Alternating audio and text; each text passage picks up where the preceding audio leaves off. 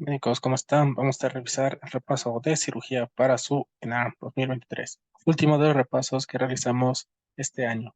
Vamos a comenzar con un tema importantísimo, apendicitis. Se define como la inflamación del apéndice fecal o vermiforme que inicia con obstrucción de la luz apendicular, lo que va a traer como consecuencia un incremento en la presión intraluminal y esto por el acúmulo de moco. Esto asociado con poca elasticidad de la serosa, como podemos observar acá. En un periodo de 36 horas se van a presentar las cuatro fases, que son la fase 1, que es simple o catarral, la fase 2, que es la flemonosa o fibrinosa, la tipo 3, que es gangrenosa, y finalmente la fase 4, que es perforada. Y tenemos la localización, donde lo más importante es que va a ser retrocecar hasta en el 64% de los casos, que hay que tenerlo muy en cuenta.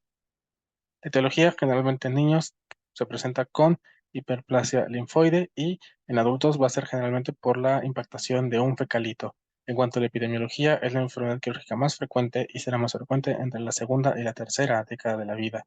En cuanto al cuadro clínico, vemos que la presentación clásica será con el dolor abdominal agudo tipo cólico, que está localizado en región periumbilical, un incremento rápido de intensidad. Antes de 24 horas va a migrar hacia el cuadrante inferior derecho. Después del inicio del dolor también se puede presentar náusea y vómito. Sin embargo, mencioné que pueden ser hasta en dos ocasiones. Si son más, hay que pensar en otro diagnóstico. También puede presentar fiebre y el dolor se va a incrementar al caminar y al toser. Y de hecho, esas son maniobras de exploración. En cuanto a la exploración física, ya lo habíamos mencionado, ¿no? Hipersensibilidad en cuadrante inferior derecho, defensa y rigidez muscular involuntaria, así como todos los signos clásicos de la exploración del apéndice. McBurney, Rousing, psoas, obturador, Sommer, von Blumberg, así como talopercusión y Dunphy. Entonces recuerda que el punto de McBurney se va a encontrar a 2/3 de distancia entre lo que es el ombligo y la espina ilíaca del lado derecho. Entonces hay que recordar aquí el signo del psoas que se obtiene justamente al pasar para atrás el miembro pélvico del lado derecho. Tenemos el signo del obturador. Aquí tenemos el signo del Robson, que es como la apendicitis contralateral o la apendicitis izquierda, que es justamente por la distensión o el paso del aire hacia el lado derecho cuando nosotros apretamos. Y finalmente el que vemos acá, pues es el signo de rebote. En cuanto al diagnóstico, vemos que en adultos jóvenes masculinos se presenta por lo menos dos de las tres manifestaciones cardinales que son de lo característico. Manifestaciones de irritación peritoneal y las razones inflamatorias se debe evaluar por cirugía de forma inmediata. ¿Por qué solo en varones? Porque en mujeres hay que hacer el diagnóstico diferencial de un embarazo ectópico roto, sobre todo. Esto nos podemos apoyar por la escala de Alvarado, el diagnóstico de apendicitis, donde vamos a tener varios puntajes para distintos síntomas, signos y datos de laboratorio y a su vez tendrán un puntaje. Los síntomas pueden ser migración de dolor, que incluye un punto, anorexia, que incluye un punto, náusea y vómito, que también incluye un punto. Tenemos signos como dolor en cuadrante inferior derecho, que vale 2 puntos, el signo de rebote positivo, que vale un punto, y la fiebre, que vale un punto. A nivel de laboratorio, tenemos leucocitosis, que va a valer 2 puntos, y desviación hacia la izquierda de neutrófilos, que va a valer un punto. Si tenemos de 9 a 10 puntos, estamos casi seguros de que tenemos apendicitis. Más de 100 puntos tiene alta probabilidad de apendicitis, 6 a 5 puntos, condiciones con apendicitis, sin embargo, no es diagnóstico, y menos de 4 puntos es una baja probabilidad de apendicitis. Vamos a ver que en los adultos la tomografía axial computarizada es el gol estándar en los casos de duda diagnóstica. Aquí se pueden detectar y localizar masas inflamatorias como plastrones, abscesos, y también puede tener gran precisión para la apendicitis aguda. En pacientes en los que no contemos con tomografía computarizada o en su defecto esté contraindicado, por ejemplo, en niños y embarazadas, vemos que la ultrasonografía tiene una sensibilidad del 86% por el diagnóstico de apendicitis aguda. Por lo tanto, se debe indicar ultrasonido en caso de diagnóstico de sospecha de apendicitis durante el primer y segundo trimestre. Mientras que a partir del tercer trimestre, en las embarazadas, ya se podría considerar también el uso de tomografía. La perforación del apéndice vemos que es más frecuente entre las 24 y 72 horas una vez que inició el dolor en adultos jóvenes y mujeres no embarazadas en la edad reproductiva. Vamos a ver el tratamiento quirúrgico. Vemos que donde sea posible se recomienda la utilización de laparoscopía y apendicectomías laparoscópicas en todos los pacientes con sospecha de apendicitis, a menos que esté contraindicada o en su defecto no sea posible realizarla. cual es una contraindicación importante en menores de 5 años de edad, así como adultos mayores. En cuanto al antibiótico, se sugiere profilaxis antibiótica preoperatoria con 2 gramos de cefoxitina intravenosa. También se puede utilizar cefazolina más metronidazol como profilaxis antibiótica. En caso de no contar ni con cefazolina y cefoxitina, se recomienda cefotaxima como antibiótico de profilaxis en el caso de apendicitis aguda, y en caso de hipersensibilidad a la cefalosporina se puede utilizar la amicacina. Entonces, no hay excusa y así los tienes que poner también en tu ENARM. Vamos a continuar con la litiasis vesicular. Aquí tenemos varias definiciones que hay que recordar. Está la colelitiasis, que es la presencia de litos en la vesícula biliar; la colecistitis, que es la inflamación de la vesícula biliar ocasionada por litos y en menor frecuencia por lodo; la coledocolitiasis, que es la presencia de litos en el colédoco; y la colangitis, que es el proceso infeccioso de la vía biliar. Recordemos que la edad, en cuanto a la edad, es más frecuente a partir de los 40 años, ya que cerca del 20% de los pacientes lo van a presentar a partir de esta edad y el 30% se presentará incluso en mayores de 70 años. También es muy importante el sexo femenino y el embarazo, sobre todo para el desarrollo de los cálculos de colesterol. Sin embargo, estos suelen ser menores de 10 milímetros y habitualmente desaparecerán tras el parto. También puede ser por anticonceptivos orales y terapia hormonal sustitutiva con estrógenos, sobre todo en mujeres de más de 40 años con una dosis de más de 50 microgramos. Y otros que te pueden llegar a preguntar que pueden causar litiasis es la ceftriaxona y los fibratos. Entonces, para eso, puedes recordar las 4 Fs que son causantes de litos a nivel vesicular, que son 40, o sea, de 40 años; female, mujeres; fertile, edad fértil; y también fat, de obesidad. Epidemiología: vemos que la colestectomía electiva es la intervención quirúrgica más frecuente en el país, pero diferente de la urgencia quirúrgica. Es decir, la mayoría de las urgencias son apendicitis, pero la mayoría de las cirugías van a ser de todas formas por litos. Y del 25 a 30% de los pacientes con colestitis aguda requerirán cirugía, cual es interesante que no sea el 100%. En cuanto al cuadro clínico, las manifestaciones son signo de Murphy positivo, masa en cuadrante superior derecho, dolor en cuadrante superior derecho, resistencia muscular en cuadrante superior derecho, tras 6 horas de que aparece el dolor, náusea y vómito. A nivel de laboratorio podemos encontrar una biometría hemática con leucocitosis, y las manifestaciones clínicas de la colecistitis y colelitiasis complicada van a ser vesícula palpable, fiebre mayor de 39 grados centígrados, escalofríos e inestabilidad hemodinámica. Para eso podemos clasificar la gravedad de la colecistitis aguda, y esto va a ser por medio de los criterios de Tokio. Como vemos acá, el grado 1 es un grado leve, lo cual es una colecistitis aguda en un paciente saludable que no presenta disfunción orgánica, únicamente cambios inflamatorios leves en la vesícula biliar. Y la colestectomía en este caso se puede hacer de forma segura con bajo riesgo operatorio. Luego viene el grado 2 de Tokio, la cual ya se acompaña de alguna de estas condiciones: leucocitosis elevada de más de 18.000, masa palpable en el cuadrante superior derecho, duración del cuadro clínico de más de 72 horas, marcada inflamación local con peritonitis, abscesos, colecistitis gangrenada o incluso colecistitis enfisematosa. Luego vendrá el grado 3, el cual se acompaña de disfunción orgánica, que puede ser disfunción cardiovascular con hipotensión que requiera aminas a dosis elevadas, disfunción neurológica con disminución del nivel de conciencia, disfunción respiratoria con una PAFI menos de 300, disfunción renal, que va a ser con oliguria o creatinina mayor a 2, disfunción hepática con TP elevado o INR más de 1.5 veces el valor de referencia, y disfunción hematológica con trombocitopenia. En cuanto al diagnóstico, vemos que ante la sospecha de colecistitis o colelitiasis aguda, el ultrasonido abdominal es la prueba no invasiva de primera elección, es el de estudio inicial. Vemos que el ultrasonido va a ser positivo hasta en el 98% de los casos de coledocolitiasis, y tal cual, este valor de sensibilidad se preguntó en el ENARBUS 21.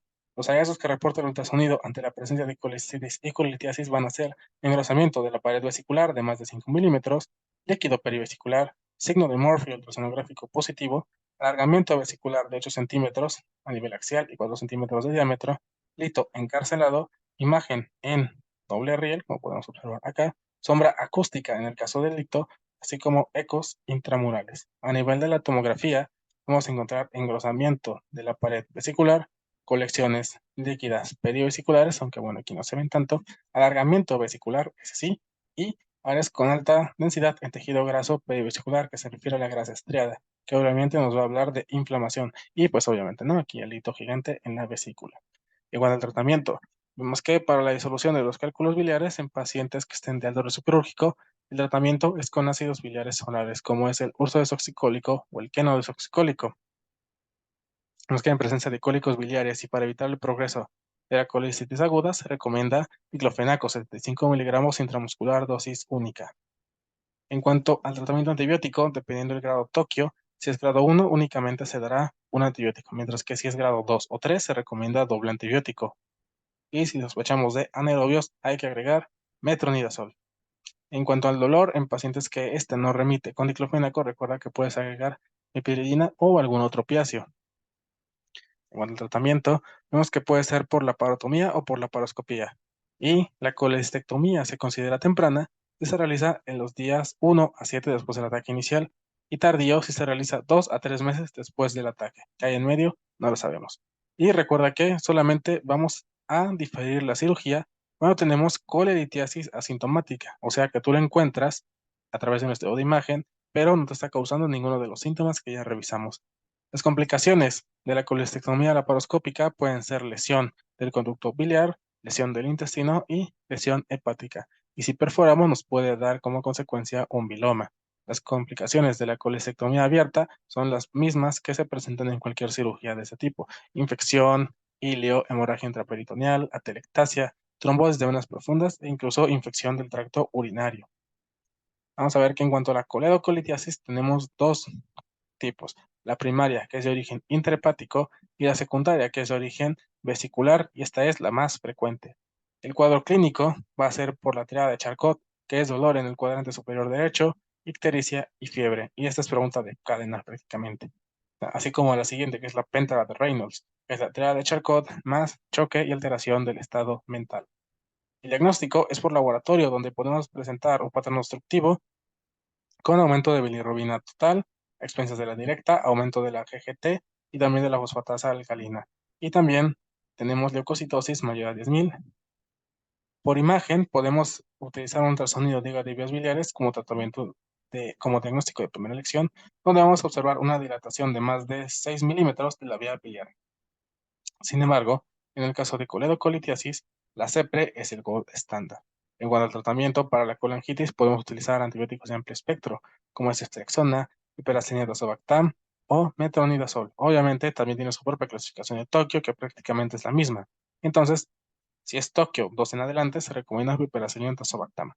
Y en caso de coledocolitiasis, el tratamiento definitivo va a ser con CEPRE. Vámonos con la obstrucción intestinal. Se define como la interrupción del tránsito intestinal que impide expulsar gases y heces por el recto. Generalmente es debido a factores extrínsecos como adherencias y en algunas ocasiones incluso por obstrucción de la luz. Tenemos tres tipos: el paralítico, el obstructivo y el espástico. En cuanto al paralítico, va a ser funcional secundario al posquirúrgico por enfermedad sistémica, desequilibrios hidroelectrolíticos, medicamentos o también por lesión retroperitoneal. Después viene el obstructivo, que es por una etiología orgánica. Hay una masa que lo está impidiendo. Es el más frecuente y el que generalmente se pregunta en el examen. Mientras que el espástico se debe a hiperactividad y descoordinación intestinal, así como intoxicación por plomo y uremia. En cuanto a la etiología, puede ser por adherencias posquirúrgicas, que es la principal causa, por hernias en cuanto no hay antecedente quirúrgico, y también puede ser por neoplasias o por objeto extraño. En cuanto a la epidemiología, vemos que las adherencias causan hasta el 75% de los casos.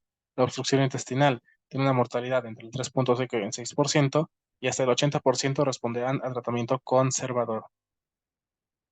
En cuanto al cuadro clínico, vamos a tener dolor abdominal difuso, distensión abdominal, náusea y vómito, que en caso de que persista mucho tiempo se puede volver fecaloide, peristalsis en un inicio aumentada y después ausente, acompañada de ruidos metálicos. Podemos presentar también hipocalemia durante este cuadro. Entonces, los signos que más hay que considerar son fiebre, dolor abdominal, así como irritación peritoneal. A nivel radiográfico, podemos tener signos como la pila de monedas, que se puede observar acá, niveles hidroaéreos, dilatación de asas, asa fija, y también podemos obtener el signo del collar de perlas. A nivel de laboratorio, desequilibrio hidroelectrolítico, pues está tirando agua en esta zona, así como hemoconcentración por lo mismo. Desde el diagnóstico requiere el cuadro clínico, una radiografía compatible y datos de laboratorio que también nos hablen de obstrucción intestinal.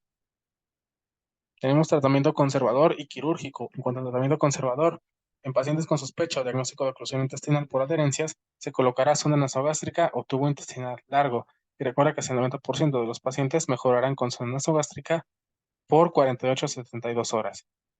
Causas que te tienen que orientar directamente a la laparotomía de emergencia y que ya no les vas a colocar sonda, pacientes que tengan EVA de más de 5, resistencia abdominal, leucocitosis mayor a 10.000, proteína C reactiva más de 75. En cuanto al tratamiento quirúrgico, se debe realizar de inmediato cuando hay datos de peritonitis o estrangulación, o sea, fiebre, taquicardia, leucocitosis, acidosis metabólica y dolor continuo. Si hay obstrucción por estrangulación, obstrucción maligna, hernias encarceradas, cuerpo extraño, enteritis por radiación, peritonitis o abdomen agudo, también se debe realizar intervención quirúrgica. Cuando se requiera, se deberá llevar a cabo resección intestinal y anastomosis primaria. El abordaje laparoscópico también debe intentarse, preferentemente en caso de un primer episodio de oclusión intestinal por adherencias. Y pregunta que se hizo en el ENAR 2021, el hemoperitoneo requiere una presión de 8 a 10 milímetros de mercurio. Vámonos con el vólvulo, que es la torsión de un órgano a través de un eje sobre su pedículo vascular, típicamente resultado en una obstrucción intestinal en asa cerrada. Recuerda que la rotación del pedículo vascular y la dilatación del colon contribuirán al compromiso en la perfusión colónica. Etiología va a ser por estreñimiento crónico, cirugía abdominal previa y enfermedad neuropsiquiátrica. A nivel de epidemiología, generalmente afectará al sigmoides y sobre todo el ciego. Es la tercera causa de obstrucción del colon y la mortalidad va del 7 al 20%. Más bien, en el sigmoides y en ocasiones el ciego. Una diferencia. Los factores de riesgo para un vólvulo de sigmoides son sexo masculino, edad mayor de 60 años, pacientes institucionalizados, estreñimiento crónico, enfermedades neuropsiquiátricas, retraso mental, desórdenes neurológicos y cirugías previas. Los factores de riesgo asociados al contrario vólvulo de ciego son sexo femenino, cirugías abdominales previas y pacientes adultos mayores con una inactividad prolongada. El cuadro clínico es extremadamente inespecífico, pero hay datos clínicos que tenemos que prestar muchísima atención. Dolor abdominal, distensión abdominal, ausencia de evacuaciones, ruidos peristálticos en tono metálico, que la fosa ilíaca izquierda esté vacía a la palpación abdominal y también ausencia de materia fecal en la exploración rectal. En algunos casos incluso puede presentarse melena. El diagnóstico, los datos radiológicos, vamos a ver que cuanto al pólvulo de sigmoides serán ausencia de gas rectal hasta el 90% de los casos, el signo de la U invertida en el 86% de los casos, el más famoso que es el signo del grano de café en el 76% de los casos. Pregunta interesante del ENARM de 2020, ¿cuál es la imagen radiológica característica del vólvulo sigmoides? Es ausencia de gas rectal. Y finalmente, ampliación sigmoide desproporcionada en un 76% de los casos. También se sugiere realizar enema de bario en pacientes con sospecha de óvulos sigmoides, en quienes la radiografía de abdomen no sea concluyente y la tomografía no sea accesible, así como no tengamos sospecha de peritonitis. Aquí, si realizamos el enema de bario, vamos a encontrar la imagen en pico de ave que observamos acá, o también puede ser el as de espadas. Esto va a aparecer en el punto del óvulo sigmoides, donde se torsionó justamente por el vólvulo. Y también vemos que la tomografía permite el diagnóstico de el vólvulo de sigmoides en el casi 90% de los pacientes y más del 70% de los que tienen vólvulo de ciego. Datos tomográficos para vólvulo de ciego van a ser signo del grano de café con nivel hidroaéreo, el signo del remolino, que es el que estamos observando aquí justamente, que sí parece, y la distensión del ciego de más de 10 centímetros. Tenemos tratamiento conservador o quirúrgico. Vemos que en cuanto al tratamiento conservador, se recomienda realizar una reanimación temprana de pacientes con sospecha de bulbo de colon, que incluye manejo de soporte, manejo de líquidos, apoyo ventilatorio y descompresión intestinal. También se recomienda realización de vólvulos sigmoides, no complicado bajo visión directa, con sigmoidoscopía o colonoscopía, con o sin inserción de tubo rectal como tratamiento de primera elección de sigmoides. Ahora, se sugiere realizar resección de la anastomosis primaria en pacientes estables con vólvulos sigmoides, no complicado. En el caso de que ya tengamos gangrena, se recomienda realizar la resección de asa volvulada con gangrenas sin torsión de la misma en pacientes con vólvulos sigmoides. También se recomienda realizar resección de colon sigmoides y estoma en pacientes que ya presenten necrosis intestinal o peritonitis fecal para poder reconectar en un segundo tiempo. También se recomienda resección del vólvulo secal con hemicolectomía derecha y anastomosis, ileocólica primaria o ileostomía con fístula mucosa en pacientes con vólvulo de ciego. Muy bien.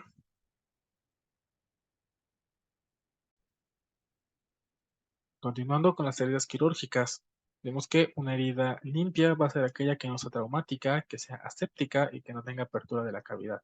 Estas tienen una probabilidad de infección del 2% y los ejemplos van a ser cirugía electiva y hernioplastia. También tenemos la limpia contaminada, que es aquella con una apertura con una contaminación en tracto o cavidad. Esta va a tener una probabilidad de infección entre el 2 y el 10%. Pueden ser colestectomías no inflamadas o apendicectomías no perforadas. Luego viene la contaminada, que son heridas traumáticas que tienen menos de 4 horas de exposición, donde vamos a tener apertura del tracto con material infectado.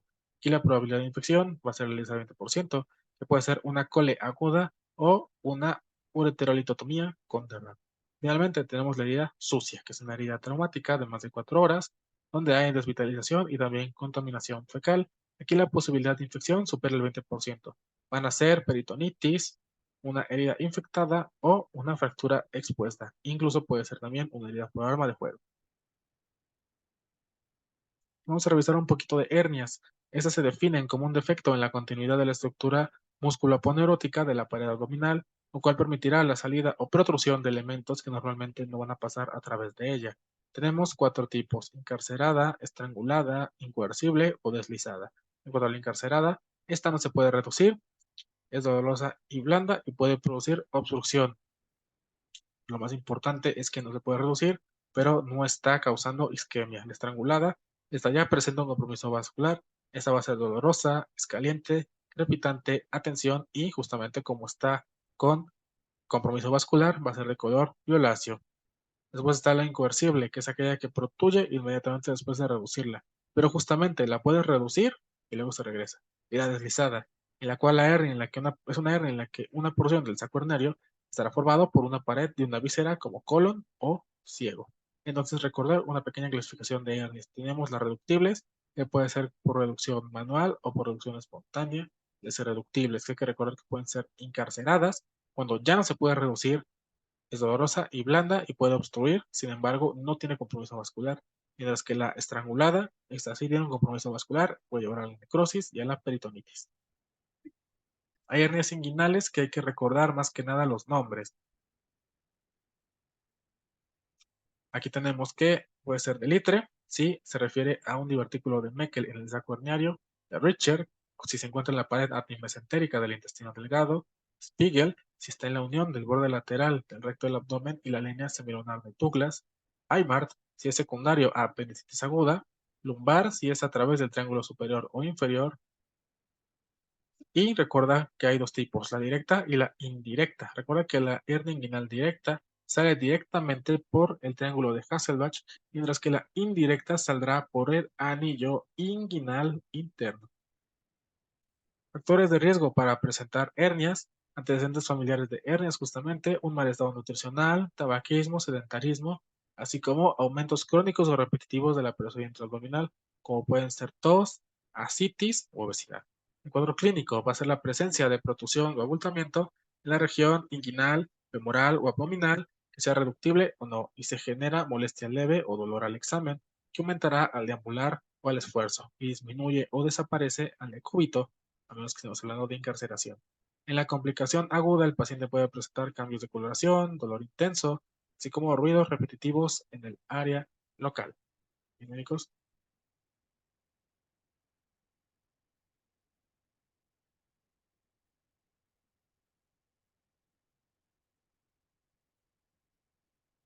En cuanto al diagnóstico, en casos de hernia evidente de la exploración física, es suficiente para el diagnóstico y diferenciar entre una hernia directa e indirecta. Realmente, incluso para la GPC, menciono que no es útil, pero si se llega a preguntar. Así que, bueno, ni modo. Se recomienda que se realicen procedimientos diagnósticos en pacientes con dolor de origen oscuro o un abultamiento dudoso. Y en orden en el que los debes realizar es ultrasonido, en caso de que cuentes con el experto; si no, resonancia magnética y en caso de que sea negativa la resonancia, considerar un método invasivo como la herniografía.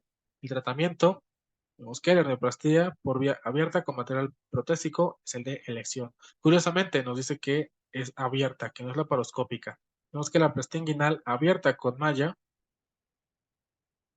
se va a llamar procedimiento de Soldeis. Y más bien, la técnica de Soldeis es aquella que se realiza sin malla, mientras que la de Lichtenstein es aquella que se realiza con malla. Contraindicaciones para el uso de malla, paciente pediátrico con alergia a la prótesis, peritonitis o estrangulamiento. Entonces, vamos a, de acuerdo al algoritmo, a clasificar la hernia como primario o recidivante. Y vamos a dar tratamiento reactivo de la hernia. Vamos a ver si se puede utilizar prótesis. En caso de que sí, vamos a operar con técnica de Lichtenstein, que justamente sería con malla, cono perforado o sistema preformado y manejo postoperatorio. En caso de que no podamos utilizar malla, que es lo mismo que la prótesis, pues se recomienda la técnica de Shouldice. Luego tenemos la diverticulitis, que hay que clasificar o diferenciar entre los tres tipos: diverticulosis, enfermedad diverticular o diverticulitis. Recuerda que la diverticulosis es la presencia de divertículos en el colon sin una manifestación clínica de la enfermedad. La enfermedad diverticular son divertículos acompañados de síntomas como dolor tónico o sangrado. Y la diverticulitis es la inflamación de los divertículos que afectará la pared del colon. Se acompaña de fiebre, sangrado de tubo digestivo bajo, irritación peritoneal y dolor en fósila izquierda. Y recuerda que la diverticulitis, es la principal causa de sangrado de tubo digestivo bajo en paciente hospitalizado. La etiología es multifactorial, sin embargo, vemos que se puede asociar alto consumo de carnes y azúcares. Y de acuerdo a la guía clínica, el bajo consumo de fibra y el estreñimiento no van a ser factores de riesgo.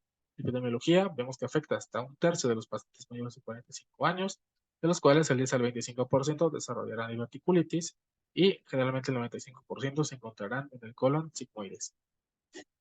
Vamos a ver. En cuanto a la enfermedad diverticular, vemos que los pacientes presentan síntomas crónicos que van a ser dolor en cuadrante inferior izquierdo, sin antecedentes de fiebre o leucocitosis.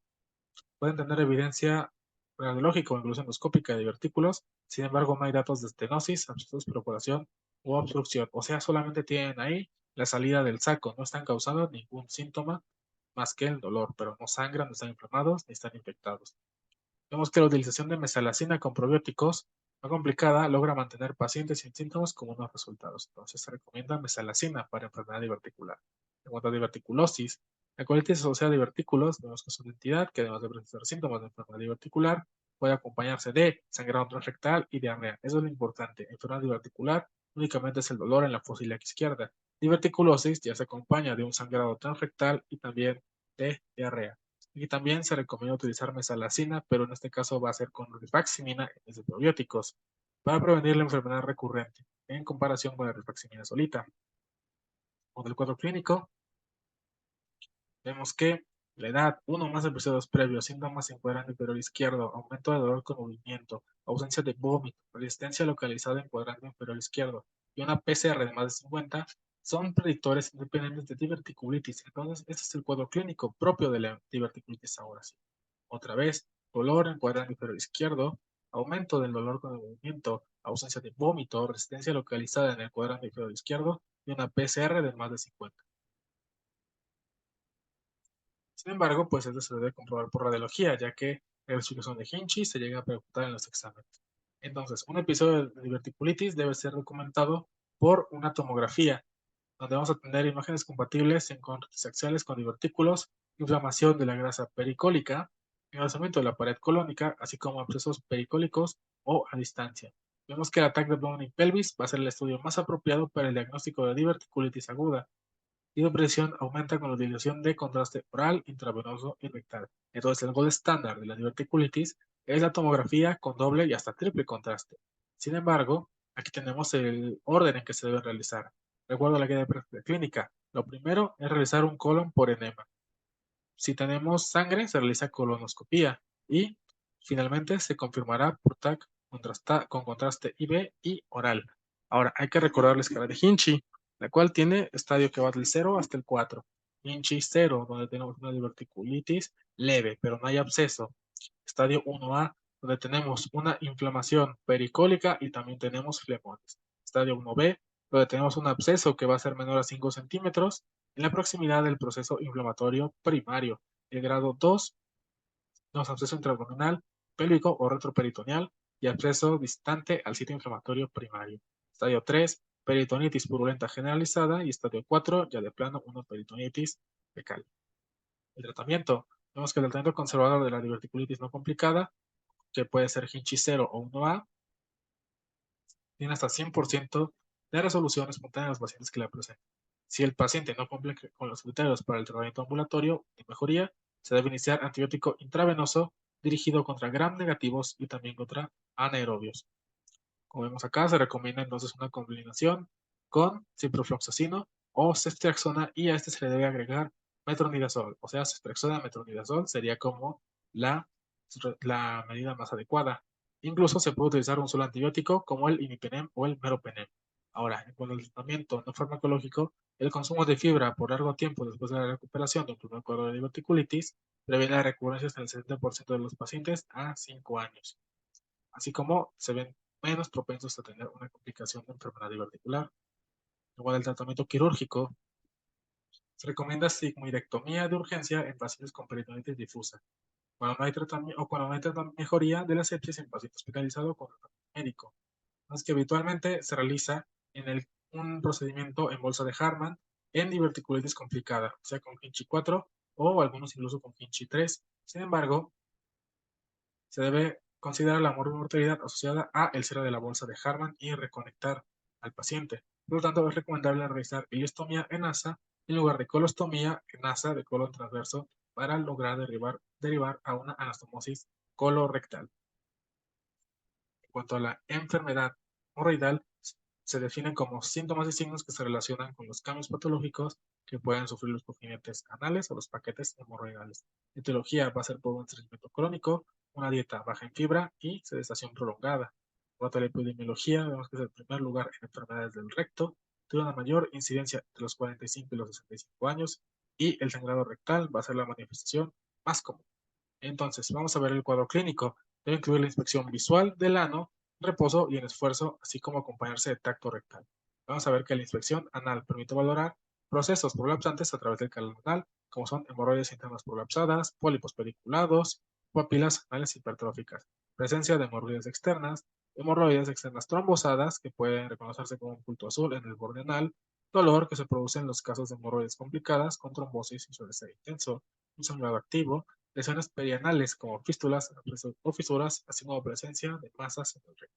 Recuerda que la enfermedad hemorroidal pueden ser internas o externas. ¿Cómo los puedes diferenciar por clínica? Las internas sangran, sin embargo no duelen, mientras que las externas no sangran, pero son muy dolorosas porque están trombosadas en muchos casos. El diagnóstico se suele realizar anoscopía en pacientes con sospecha de enfermedad hemorroidal por personal médico capacitado para realizarla. Tenemos una clasificación de las hemorroides, pero sobre las internas. Lo importante es clasificar los grados 1 a 4, donde el grado 1 como tal no tiene prolapso, el grado 2 tiene prolapso y se reduce sola, el grado 3 tiene prolapso pero se puede reducir de forma manual y el grado 4 no se puede reducir. Con el tratamiento médico se recomienda modificar la dieta incrementando la fibra y los líquidos como primera línea de tratamiento en pacientes con síntomas de hemorroides. También se pueden utilizar sediluvios o baño de asiento con agua templada en el tratamiento de episodios agudos de hemorroides. Y se recomienda utilizar flavonoides en el tratamiento de episodios agudos de la enfermedad hemorroidal y la trombosis. En cuanto al tratamiento quirúrgico, se sugiere el uso de ligadura con banda elástica como método de elección alternativo en hemorroides grado 1, 2 y 3, así como hemorroidectomía para los grados 3 y 4 y recurrencia tras la ligadura con banda elástica. La diferencia va a ser propiamente el estado clínico del paciente. Mientras más agresivo sea, puede que sea mejor la hemorroidectomía en el caso del grado 3. Que recordemos, es aquella que tiene prolapso, reducción manual. Sin embargo, no hay una evidencia que demuestre superioridad de una técnica de hemorroidectomía sobre otra. Sin embargo, después la GPC dice que se sugiere considerar la técnica de Ferguson para la realización de hemorroidectomía. Y también se recomienda la incisión quirúrgica de hemorroides externas trombosadas a las 72 horas de aparición de los síntomas. Entonces, aquí tenemos nuestro algoritmo. Tenemos hemorroides internas. Son grado 1, tratamiento médico. Mejoró con el cuadro sí, seguimiento de la consulta externa. Si tenemos un grado 2, se puede dar tratamiento médico y también valoraremos si mejora el cuadro. En caso de que en grado 1 o 2 no haya mejorado el cuadro, hay que realizar ligadura con banda elástica, escleroterapia o si no, fotocoagulación. Si mejora el cuadro, seguimiento por la consulta externa y si no, hemorroidectomía. Grado 3, hay que ver si tiene dolor bajo o riesgo para baja recurrencia. Si tiene dolor, si tiene para bajo dolor, entonces se realiza hemorroidopexia o ligadura de la arteria guiada por ultrasonido. Si mejora el cuadro, seguimiento por externo. Si no, o si es grado 4, pues directamente se pasa a hemorroidectomía. Y eso es todo en cirugía general. Vamos con la litiasis. En cuanto a la parte de urología, vemos que es la agregación de cristales de la orina, y la mayoría de las veces que están compuestos de oxalato de calcio. Son responsables de los cólicos renales, el cual va a ser la presentación sintomática más común en la urolitiasis. Para eso vamos a definir el cólico renal, que es un dolor unilateral de presentación súbita, espasmódico, de gran intensidad, que generalmente estará localizado en el flanco o en la fosa renal. Este incrementa a un pico de intensidad máximo y luego va a disminuir, y se acompaña de hematuria macroscópica. En cuanto a la etiología, vemos que pueden estar formadas sobre todo en calcio hasta el 80% de los casos, y la sal aquí va a ser el oxalato de calcio. También se puede ver anormalidades bioquímicas por hiperparativirismo, obesidad, gota, malformaciones urogenitales, etc.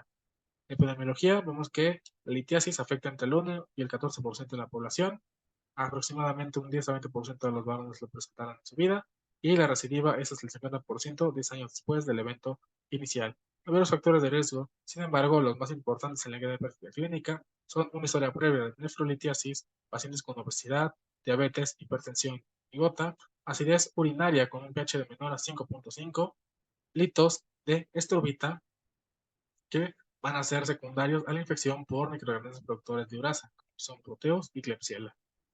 Entonces, vamos a revisar algunos de los más importantes. Tenemos las sales cálcicas como parte de la etiología de esta enfermedad, donde va a ser generalmente por oxalato de calcio hasta un 60% de los casos, o el fosfato de calcio en el 15% de los casos. Es más frecuente en varones. La etiología principalmente va a ser por hipercalciuria idiopática, puede ser también por causa meramente idiopática, o sea, no sabemos si es por extracción acelerada de calcio, por la orina, solamente es idiopática, y también puede ser por hiperuricosurias en el 20% de los casos. En estos, el pH va a ser alcalino, la radiología va a ser radiopaco, por eso lo podemos observar en una radiografía simple de abdomen. La morfología de los cristales puede ser cristales de fosfato de calcio, que serán trapecios, o cristales de oxalato de calcio, que serán romboidales. El tratamiento en el caso de hipercalciuria idiopática es con tiacidas. En el caso de hiperoxaluria primaria es con piridoxina. Y en el caso de hiperoxaluria secundaria es con colestiramina. Vamos a ver que el uso de allopurinol también se va a asociar con recurrencia de cálculos por hiperuricosuria. Y vemos que se sugiere administrar citrato a pacientes con nefrolitiasis con litros compuestos de calcio y un alto riesgo de recurrencia. Luego vamos a tener los segundos más frecuentes, que son los de estrubita, que es fosfato amónico magnésico. Eso asocia infección del tracto urinario, principalmente por las bacterias Proteus, Klebsiella, Pseudomonas y Serratia. Estos se presentan en el 10 o 15% de los casos, sobre todo en mujeres. La etiología es infección por gérmenes ureasa positivo. El pH va a ser alcalino. Estos van a ser también radioopacos e incluso tienen la famosa forma en asta de venado. La morfología de los cristales van a ser cristales en ataúd, que son cristales de estrubita. El tratamiento es con ácido propinoico y ácido acetohidroxámico, así como antibioterapia, y en ocasiones va a ser cirugía. En cuadro clínico vemos que los síntomas más comunes son dolor en el flanco, hematuria y náusea y vómito. El sitio de obstrucción va a determinar también la localización del dolor. Son preguntas de NARP que te pueden guiar de acuerdo a dónde se presenta el dolor para pensar en qué tercio de la vía urinaria se va a encontrar. Entonces vemos que, por ejemplo, la obstrucción pélvica renal o superior lleva dolor en el flanco y la obstrucción ureteral inferior va a causar dolor que puede irradiar hacia el testículo o hacia los labios ipsilaterales. Sin embargo, esta localización de dolor puede migrar conforme vaya migrando propiamente el hito. El diagnóstico sugiere realizar tomografía simple del tracto urinario si no se encuentran disponibles otras opciones, como el ultrasonido o la tomografía. El ultrasonido debe ser entonces el estudio de imagenología inicial y debe realizarse en paciente con sospecha de nefrolitiasis. Vemos que también es preferible utilizar el ultrasonido en pacientes con alto riesgo de complicaciones, como son las embarazadas y los pacientes pediátricos, o en aquellos que no se pueden beneficiar de la tomografía, como son historia, delitos renales. Entonces, aún así recuerda que el gol estándar para la litiasis va a ser la tomografía computarizada no contrastada. En cuanto a la analgesia, que esas también son preguntas de NAM de toda la vida, se debe iniciar tratamiento con AINES por vía intravenosa para el control del dolor con cólico renoureteral. Aquí el de primera elección es el diclofenaco, 75 miligramos IV, o como segunda opción de primera línea es el metamizol, 2 gramos IV, en infusión lenta. En segunda línea se puede administrar 100 miligramos de clonexinato de lisina y en caso de que fracasemos al uso del AINES, se puede agregar morfina 5 miligramos IV o tramadol 50 miligramos IV. Recuerda que, en cuanto al manejo del dolor de la litiasis, se debe continuar el tratamiento que haya sido eficaz por lo menos 7 días para evitar la recurrencia. Recuerda que también puedes volver a utilizar esos medicamentos. Puedes utilizar otra vez tu AINE 30 minutos después de la primera dosis. Si fracasas, ahora sí, puedes pasarte directamente hacia el clonexinato de lisina o te puedes pasar al opioide. Y también puedes repetir tu dosis a los 45 minutos en caso de que hayas fracasado en cuanto al manejo del dolor. Para el antibiótico, en la sospecha de litiasis se recomienda la toma de cultivos en todos los pacientes con infección del tracto urinario y cólico renal antes de iniciar el tratamiento antibiótico. Se recomienda que el tratamiento sea con ciprofloxacino, 400 miligramos IV cada 12 horas como tratamiento inicial, y si no, levofloxacino 750 cada 24 horas, y completar de 7 a 14 días de tratamiento. En caso de alergia a las quinolonas, se puede utilizar amoxicilina 500 miligramos cada 8 horas por entre 7 y 14 días. Vámonos con la hiperplasia prostática benigna, que se define histológicamente como un aumento de la glándula prostática. Wow, ¿no? Pero bueno, el tamaño de la glándula prostática aumenta y provocará por lo mismo obstrucción del flujo urinario, que origina síntomas del tracto urinario inferior. Recuerda que la hiperplasia prostática benigna generalmente se va a presentar en la zona de transición. Etiología puede ser genética, puede ser hormonal por elevación de la dehidrotestosterona y también puede ser por alteraciones del metabolismo y la inflamación. Se sospecha que la obesidad aumenta la PCR y justamente esta va a provocar un crecimiento de la próstata. Es el tumor benigno más frecuente en varones mayores de 50 años. Está presente aproximadamente en la mitad de los varones de más de 60 años y el 50% refieren disminución del chorro a los 75 años. Bien, cuando la evaluación inicial hay que tener en cuenta los factores de riesgo. Se debe informar a los pacientes que la edad, la obesidad, niveles altos de colesterol, así como glucosa y síndrome metabólico, son factores de riesgo para el desarrollo de hiperplasia prostática benigna. El tacto rectal, vemos que el examen rectal digital favorece la estimación del volumen prostático, aunque prefiere la guía de práctica clínica que con menor precisión que el ultrasonido transrectal. Y también puede evaluar la forma y consistencia de la próstata, así como identificar áreas o nódulos duros o firmes que pueden ser sospechosos de cáncer de próstata. Por lo tanto, la guía de práctica clínica recomienda el examen rectal digital a todo aquel paciente con síntomas del tracto urinario inferior, mayores de 50 años con síntomas. Esa es la condición nada más, que sean mayores de 50 años y que tengan síntomas. Y tú te vas a preguntar cuáles son esos signos del tracto urinario inferior. Tenemos tres tipos: de bajo flujo, de goteo y tenesmo y de urgencia. Entonces vemos que los síntomas de vaciamiento se caracterizan por disminución del flujo de orina, orina intermitente, esfuerzo miccional, goteo terminal, así como flujo de orina dividido y tenesmo vesical. También tenemos en cuanto a goteo y tenesmo los síntomas postmiccionales, que tal cual, goteo postmiccional y situación de vaciado incompleto. Y esos son los que más interferirán con la calidad de vida. Y tenemos los síntomas de almacenamiento o de urgencia, que pueden ser el síndrome de hiperactividad vesical, que puede tener urgencia miccional, incremento en la frecuencia, micturia, así como incontinencia urinaria. El diagnóstico debe realizar examen general de orina a todo paciente con síntomas del tracto urinario inferior para descartar justamente la hematuria o, en su defecto, la infección de vías urinarias. Se recomienda también valorar la función renal o la creatinina sérica para descartar que este mismo proceso obstructivo esté provocando una lesión renal aguda o haya causado una insuficiencia renal crónica. Se recomienda utilizar la medición de volumen residual postmiccional, esto para dar seguimiento a pacientes con síntomas del tracto urinario inferior secundario a hiperplasia prostática benigna, así como identificar pacientes con riesgo de desarrollar retención urinaria.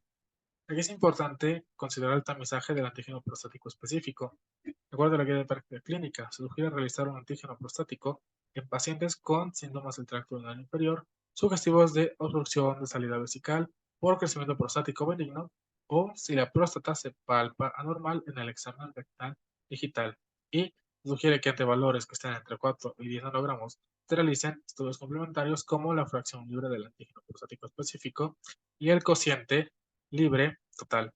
Y ante niveles de más de 10, se sugiere directamente la toma de biopsia, pues, como ven aquí, el valor predictivo positivo para cáncer es de aproximadamente el 60%. Y cuando el tratamiento, tenemos de dos. Se recomiendan los bloqueadores alfa-1, como es la tamsulosin, 0.4 miligramos cada 24 horas, y los inhibidores de la 5-alfa reductasa, que es el finasteride, 5 miligramos cada 24 horas. Por lo tanto, se recomienda dar tratamiento con un bloqueador de alfa-1, que es la tamsulosin, y un inhibidor de la 5-alfa reductasa, que es el finasteride, a todo paciente con síntomas del tracto urinario inferior de moderado a severo, crecimiento prostático y reducción del porcentaje de flujo urinario máximo. La cirugía, tenemos dos opciones: la resección transuretral, que se va a realizar en pacientes con volumen prostático de 30 a 80 mililitros, y se recomienda prostatectomía abierta en el caso de que esta próstata ya sea mayor a 80 mililitros. Tenemos el algoritmo, de acuerdo a la guía clínica, que sí vale mucho la pena revisar con detenimiento. Tenemos entonces un paciente con síntomas del tracto urinario inferior. Ok, vamos a sacar el IPSS. Si son menos de 7 puntos, lo consideramos que es leve. Vamos a valorar el impacto en la calidad de vida. Si su calidad de vida es buena, entonces únicamente vigilancia activa, medidas generales y revaluación anual. Si los síntomas afectan su calidad de vida, entonces iniciaremos tratamiento con el bloqueador alfa, la tamsulosina. Si mejora, entonces continuamos hasta la toma de decisión quirúrgica. Si no mejora, revaloramos, adicionamos otros fármacos, finasteride, y valoramos el tratamiento quirúrgico. Si el paciente tiene síntomas moderados a severos, o sea, con un IPSS de más de 8, directamente iniciamos el tratamiento farmacológico. Si hay mejoría, continuamos el tratamiento. Si no hay mejoría, tratamiento quirúrgico. Y lo mismo, próstata de menos de 80 cc, RTUP o si no, ITUP. Y si la próstata es más de 80 cc o más de 80 mililitros, cirugía abierta. También tenemos indicaciones quirúrgicas absolutas. Y vamos a ver que en caso de litiasis vesical y divertículos vesicales con repercusión en la mecánica miccional, pues cirugía abierta. Finalmente, en la parte de urología, curiosamente, tenemos la infección de vías urinarias. Esta se va a dividir en no complicada, recurrente y también en cistitis y pielonefritis. La no complicada es aquella cistouretritis y pielonefritis aguda que ocurrirán en individuos sin factores de riesgo para complicación. Luego tenemos la cistitis, que se presenta como una IBU baja con síndrome funcional, la cual va a presentar disuria, poliaquiuria y tenesmo. Luego tenemos la IBU recurrente, que son 2 o más episodios de IBU en los últimos 6 meses o 3 o más en los últimos 12 meses. Y finalmente, pielonefritis es la infección del parénquima renal y el sistema pielocalicial con bacterias. En cuanto a la etiología, va a ser por E. coli en el 80% de los casos, estados saprofíticos en el 15% de los casos, Klebsiella, Proteus y Enterobacter en el resto de los casos. La epidemiología, vemos que el 70% de las mujeres con ITU presentarán bacteriuria, se presenta bacteriuria sintomática, el 17% de los pacientes mayores de 75 años y hasta el 60% de las mujeres tendrán un episodio de infección de vías urinarias en su vida. El cuadro clínico todavía es vieja, la guía de práctica clínica de infección de las vías urinarias en cuanto a los adultos. Así que nos quedamos con lo mismo. Los síntomas de mayor sensibilidad, es decir, los síntomas clásicos de infección de vías urinarias, son disuria, poliaquiuria y urgencia miccional. Si solo existe disuria, la probabilidad de infección es del 25%. Sin embargo, si existen dos o más síntomas de estos tres, o sea, si tiene disuria y poliaquiuria, o si tiene disuria y urgencia miccional y poliaquiuria, entonces la probabilidad se elevará hasta el 90%, e incluso por vía de práctica clínica ya puedes indicar tratamiento antibiótico empírico. Vemos que en general el inicio de la IBU no complicada es abrupto, o sea, los síntomas se desarrollan en menos de 3 días. En cuanto al diagnóstico, se recomienda análisis de orina con tira reactiva, donde se van a buscar cuenta de leucocitos, pues tiene relación con las unidades formadoras de colonias, utilizado como gol estándar y va a ser, se interpreta como prueba positiva el reporte de esterasa leucocitaria, nitritos o ambas. Aquí tenemos entonces, en cuanto a la esterasa leucocitaria, vemos que se produce por el neutrófilo, se indicará piuria. Recuerda que para aumentar su actitud debes dejar que la tira reactiva esté sumergida por lo menos 5 minutos. Ahora, ante un cuadro clínico clásico de infección de vías urinarias no complicada, no se debe realizar ninguna otra prueba diagnóstica y se debe iniciar tratamiento. En el examen microscópico de orina, vemos que en las mujeres sanas, así lo DPC, se encuentran menos de 5 leucocitos por campo del tipo D. Estamos hablando de la corresponderá con hasta 100.000 unidades formadoras de colonias. O sea, si tú tienes 5 leucocitos por campo de aumento, tienes una alta probabilidad de que tu cultivo efectivamente vaya a presentar a de 100.000 unidades formadoras. Ahora vemos que el eurocultivo tiene una sensibilidad entre el 50 y el 95%, así como especificidad de 85-99%, dependiendo del umbral de leucocitos utilizados como gol estándar, donde recuerda que debe ser mayor a 100.000 unidades formadoras de colonias por mililitro. El tratamiento empírico se recomienda trimethoprim-sulfametoxazol 2 veces al día por 3 días. Y como alternativa, no existe resistencia, se puede utilizar nitrofurantoína por 7 días. La dosis de 100 miligramos 2 veces al día. En mujeres con IBU baja, a quienes se prescribe nitrofurantoína, también se debe recomendar no tomar medicamentos alcalinizantes, ingerir acidificantes de la orina, como el jugo de arándano. Vemos que en los 3 días de iniciar el tratamiento de los síntomas deben desaparecer. En el caso de que persistan inmediatos de pielonefritis, entonces sí se debe tomar cultivo con antibiograma y prescribir tratamiento de segunda línea. En caso de que tú hubieras elegido trimetoxazol, vas a utilizar nitrofurantoína 100 miligramos cada 2 horas por 7 días.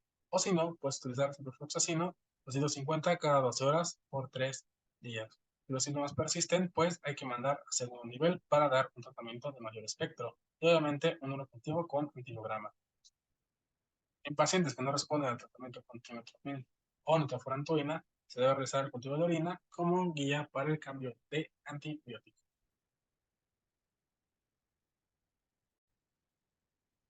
La última sección que vamos a revisar es otorrinolaringología. Vamos a ver la otitis externa aguda, que se define como la inflamación difusa del canal auditivo externo. Puede involucrar el pabellón auricular o la membrana timpánica, y esto ocasionado por una infección secundaria a la ruptura de la barrera mecánica que proporciona el cerumen en presencia de aumento de la temperatura humedad. Factores de riesgo.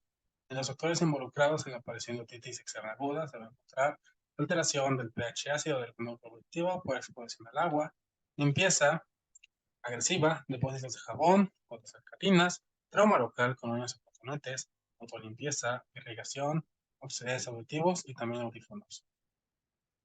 Los restos de piel de patologías dermatológicas también pueden propiciar la infección, o sea, puede ser, por ejemplo, dermatitis seborreica. En cuanto a la prevención, es que para las personas que utilizan dispositivos auditivos como auxiliares, tapones de ruido o auriculares, se recomienda realizar limpieza y ventilación diaria del dispositivo y que el uso sea estrictamente personal. En el caso de que se practique la natación, la guía de práctica clínica sí menciona todavía aplicar 5 gotas de vinagre blanco de uso comestible antes de nadar y 5 gotas después. Los agentes más frecuentes de la otitis externa aguda van a ser Staph aureus y Pseudomonas aeruginosa. El cuadro clínico es clásico, ¿no? Inicio rápido de los síntomas en menos de 48 horas y síntomas de inflamación del conducto auditivo que van a ser otalgia severa con irradiación temporomandibular y craneofacial, así como un dolor auricular intenso para más leve manipulación, o sea, el signo del trago. Tenemos también prurito óptico, plenitud óptica, que sentimos que está lleno, dolor abdominal, y también disminución auditiva. Los signos de inflamación del conducto auditivo van a ser hipersensibilidad del trago, pabellón auricular o ambos, es el signo del trago, eritema y edema difuso del conducto auditivo, así como otorrea, que puede estar presente, eritema de membrana timpánica, celulitis del pabellón auricular y piel adyacente, así como linfadenitis regional. El tratamiento para la otitis externa aguda se recomienda el uso de gotas ópticas que contengan ácido acético en combinación con esteroides y antibióticos tópicos. Por lo tanto, el tratamiento de elección para la otitis externa aguda se recomienda gotas ópticas que contengan neomicina, polimixina B, fluocinolona, Se recomienda aplicar 5 gotas en el oído afectado cada 8 horas por 7 días. Si no se encuentra con preparados ópticos que contengan el ácido acético, entonces lo puedes hacer tú mismo, 5 a 10 gotas de vinagre blanco de uso comestible en el conducto auditivo externo cada 8 horas durante 7 días. Y este siempre se debe administrar con tratamiento antimicrobiano. En caso de que si el dolor es leve a moderado, puedes ayudar a tu paciente con paracetamol 500 miligramos cada 8 horas o naproxeno 250 cada 12 horas durante 3 días. Si el dolor es severo, se recomienda utilizar un AINE más potente. Dextropropoxifeno es el que recomienda la guía clínica, 75 miligramos de oral cada 8-12 horas durante las primeras 24 horas del tratamiento y si no, administrarlo un máximo de 48 horas. Hay otras dos que hay que tener en cuenta, la fúngica y la maligna. En cuanto a la fúngica, esta generalmente es infección por aspergillus o por cándida. Esta es causada por el uso de antibióticos prolongados, manipulaciones, así como entrada de agua al conducto auditivo externo. Vamos a tener prurito intenso, así como una secreción densa, grumosa y blanca. E incluso pues aquí no se pueden observar algunos filamentos. Esta se puede tratar por medio de antifúngicos tópicos que van a tener clotrimazol o sistémicos como itraconazol o fluconazol. En cuanto a la otitis maligna, esta es una infección grave por pseudomonas aeruginosa. Justamente nos habla de un estado de inmunosupresión severo. La mortalidad es de hasta el 50%, afecta sobre todo a inmunosuprimidos. Se va a presentar como una otalgia intensa más de giro de granulación y va a provocar la necrosis de estructuras adyacentes. Esta ya aumenta su mortalidad justamente cuando afecta el paracranal 7, 10, 11 y 12. El diagnóstico es por gammagrafía con tecnesio 99 y el tratamiento es con carbapenémicos por 6 semanas, así como debridación quirúrgica.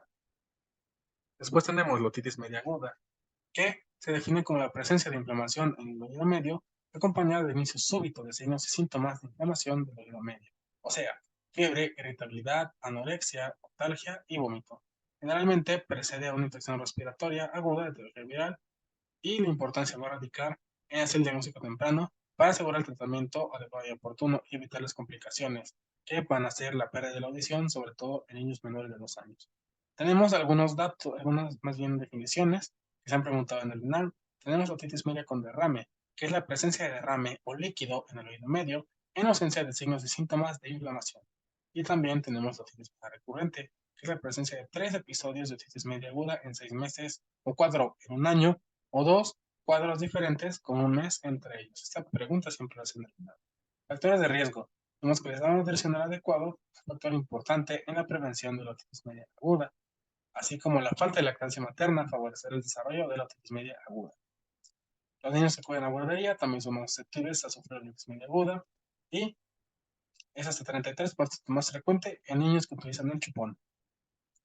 Vamos a ver que las infecciones virales presentarán el 41% de los casos de otitis media aguda y observaremos que los virus esencial respiratorio, para influenza e influenza constituyen el 81% de los patógenos virales.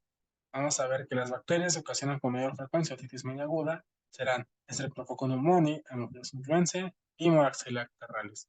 También otro factor de riesgo importante, la presencia de humo de tabaco y alérgenos incrementa el riesgo de desarrollo de otitis media aguda, así como sus recurrencias. En cuadro clínico, tenemos signos y síntomas de forma súbita, se va a presentar otalgia, fiebre, hipoacusia, y en la exploración física observaremos una membrana timpánica bombada, disminución de la movilidad de la membrana timpánica, así como líquido o derrame en el oído medio. También tenemos signos y síntomas de inflamación de la membrana timpánica. ¿Qué van a ser? Membrana timpánica roja o malestar y o falta de sueño. Observaremos que durante un episodio de otitis media aguda se pueden presentar signos y síntomas inespecíficos, que son tos, rinitis, rinorrea, hiporexia y vómitos. El diagnóstico. Vamos a observar que la otoscopia neumática tiene sensibilidad del 94% y especificidad del 80% para poder diagnosticar la otitis media aguda. Por lo tanto, es el gol estándar. Vamos a ver que la presencia de líquido en el oído medio se identifica mediante cualquiera de las siguientes. 1. Inflamación de la membrana timpánica. 2. Movilidad de la membrana timpánica limitada o ausente. 3. Nivel hidroaéreo detrás de la membrana timpánica. Y 4. Otorrea. Vamos a ver que los criterios clínicos para el diagnóstico de otitis media con derrame serán otoscopia neumática con membrana timpánica opaca o amarilla, ya sea en posición lateral o retraída, y que presente disminución de la movilidad o nivel hidroaéreo. El tratamiento se recomienda amoxicilina, 80-90 miligramos kilo de peso por día durante 5 a 10 días, de acuerdo a la edad del paciente y el momento de inicio de la otitis media aguda. En mayores de 6 años, la duración recomendada va a ser únicamente de 5 a 7 días. En los pacientes que tengan enfermedad grave, o sea, con notalgia importante o fiebre de más de 39 grados centígrados, y en aquellos que se desea cubrir otras etiologías como microorganismos beta-lactamasa positivos, debe iniciarse con un beta-lactámico, 90 miligramos kilo día, y se debe agregar ácido clavulánico, dividido en 2 dosis. Esa es la gran diferencia. Y en pacientes alérgicos a beta-lactámicos, alternativas terapéuticas a la otitis media aguda son macrólidos y clindamicina. Entonces, hay que revisar el algoritmo de la otitis media aguda. Tenemos un paciente con fiebre menor a 39 grados, irritabilidad intermitente, hay que ver si tiene factores de riesgo. Si no los tiene, no damos tratamiento antibiótico. Eso es lo importante. Se va a dar el tratamiento antibiótico en pacientes que presenten fiebre de más de 39 grados. Tiene 38,5, no le vamos a dar antibiótico. Tiene que ser mayor a 39. Esta fue una pregunta de NARM 2019 que todavía se sigue recordando y todavía se ha llegado a preguntar en otros NARMs. Entonces, muy importante, si el paciente no tiene fiebre, no se da antibiótico. Entonces, si tu paciente no tiene fiebre, únicamente vas a dar revaloraciones de 72 horas y vas a dar paracetamol 10 a 15 miligramos kilo dosis o si no, ibuprofeno 10 miligramos kilo día. En caso de que sí presente factores de riesgo o sí presente fiebre, pero no presente complicaciones, va a necesitar tratamiento con amoxicilina 80-90 miligramos kilo día. Si hay mejoría, entonces alta. Si no hay mejoría, en caso de alergia a la penicilina, vas a dar acitromicina 10 miligramos kilo día por un día, seguido por 5 miligramos kilo día por 4 días más, la eritromicina 15 miligramos kilo día en 2 dosis por 5 a 10 días, o clindamicina 30 miligramos kilo día en 3 dosis por 5 días. En caso de que sí responda, vas al revol. Entonces, si das el antibiótico, revaloras en 72 horas. Si hay mejoría, completar el tratamiento por 5 a 10 días en el caso de la amoxicilina. Y si no hay mejoría o tiene complicaciones tu paciente, vas a referir a segundo nivel, ya sea que le coloquen tubos, ya sea que le sometan a drenaje o le den un antibiótico intravenoso de amplio espectro. Continuamos con la rinitis alérgica. Vemos que es el resultado de una reacción inflamatoria que está mediada por inmunoglobulina E, con grados variables de inflamación nasal. Vemos que es una respuesta de hipersensibilidad tipo 1 a un alérgeno inhalado. Vemos que la rinitis se caracteriza por estornudos, congestión nasal, prurito nasal, rinorea, prurito ocular, lagrimeo, así como hiperemia conjuntival, y se clasificará de acuerdo a su presentación en el tiempo, que puede ser estacional, perenne o episódica, por frecuencia, que puede ser intermitente, persistente o episódica, y por su severidad, que puede ser leve, moderada o severa. Vemos en la prevención. Vemos que los médicos pueden recomendar evitar los alérgenos conocidos o pueden sugerir controles ambientales, que puede ser rover mascotas, uso de sistemas de filtración de aire, cubrecamas, así como acaricidas. Y en pacientes con rinitis alérgica, que han identificado a los alérgenos que se correlacionan con los síntomas clínicos. El cuadro clínico lo estábamos revisando en la definición, lo recordamos otra vez. Rinorrea, hialina, inflamación, rosa pálido o azulada de la mucosa nasal de los cornetes, y se puede acompañar de lacrimeo, inflamación conjuntival, ojeras alérgicas, que va a ser justamente oscurecimiento del párpado inferior, así como un constante aclaramiento de la garganta, que es secundario a descarga posterior. También tenemos síntomas atípicos de la rinitis alérgica que hay que tomar en cuenta en un caso clínico, que son epistaxis, rinorrea unilateral, taponamiento nasal unilateral, cefalea o anosmia. Los síntomas crónicos pueden llevar a frotarse frecuentemente la nariz, que es el famosísimo saludo alérgico, y la línea alérgica también sobre el puente nasal, que pues es un pliegue que se genera de tanto estar frotándose la nariz o de tanto realizar el saludo alérgico. El diagnóstico definitivo se va a establecer cuando se confirma la presencia de IgE específica contra un alérgeno, ya sea por medio de pruebas cutáneas de pinprick o de punción o por estudios en sangre. Vemos que la prueba de sangre de IgE específica solamente va a ser útil en pacientes que tengan dermografismo o eczema grave. Las pruebas cutáneas pueden realizarse por medio de técnica de punción, que es el Skin Prick Test, o por vía intradérmica intracutánea. En cuanto al tratamiento, se debe recomendar el uso de esteroides nasales en pacientes con diagnóstico clínico de rinitis alérgica, así como antihistamínicos orales de segunda generación, en los que predominan síntomas como estornudos y prurito. Por lo tanto, También se sugiere considerar el uso de antagonistas del receptor del leucotrieno en pacientes que no responden a los fármacos de primera línea, que ya quedamos que son los esteroides nasales, así como los antihistamínicos orales. Y los pacientes deben referir a los pacientes con un alergólogo para iniciar inmunoterapia, que se suprime la subcutánea, a aquellos pacientes que como tal no respondan al tratamiento farmacológico con o sin control ambiental. Finalmente, tenemos el vértigo postural paroxístico benigno, el cual se va a definir como la presencia de episodios con sensación subjetiva de movimiento rotatorio o movimiento de los objetos que rodean a los pacientes. Recuerda que el vértigo postural paroxístico benigno, presenta crisis breves, o sea, menores a 60 segundos, y se acompañarán de nistagmos al realizar la maniobra de Dix-Hallpike. El nistagmo presenta una latencia corta y se fatiga con la repetición de la maniobra. Estos episodios son provocados por cambios de posición y se producirán al adoptar la posición desencadenante. Los factores de riesgo más importantes son sexo femenino, depresión, hipertensión, elevación de lípidos sanguíneos, diabetes, enfermedad coronaria, antecedente de EBC, sobrepeso y antecedentes de migraña. Aquí hay que diferenciar un poquito entre el vértigo periférico y el vértigo central. Ahora que el vértigo periférico, la sintomatología es que el paciente va a referir que la habitación es la que gira, no ellos, es la habitación la que gira. La presentación es con crisis agudas. El vértigo periférico tiene sintomatología asociada como acúfenos, hipoacusia y otorrea. El nistagmus en el vértigo periférico va a ser horizontal y se agota. Y en cuanto a la diferenciación, vemos que la latencia y la duración van a ser menor a 1 minuto en el vértigo periférico. También el nistagmus se fatiga y es unidireccional.